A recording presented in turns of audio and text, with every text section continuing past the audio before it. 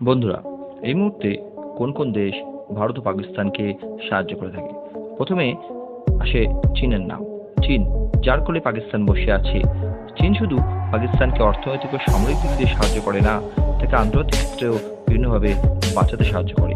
এরপরে কাতার ও তুর্কি, এই দুটি দেশও কাশ্মীর বিষয়ে পাকিস্তানের পাশে সবসময় থাকে। সৌদি আরব ও ইউএই মাঝে মাঝে পাকিস্তানকে অর্থনৈতিক দিক দিয়ে সাহায্য করে থাকে। এরপরে ভারতের সাপোর্টারের দিকে নজর দিলে রুশ ভারতের সবচেয়ে নির্ভরশীল বন্ধু, যে বিভিন্ন সময় ভারতকে আধুনিক হাতিয়ার দিয়ে থাকে এবং আন্তর্জাতিক ক্ষেত্রেও সাপোর্ট করে থাকে।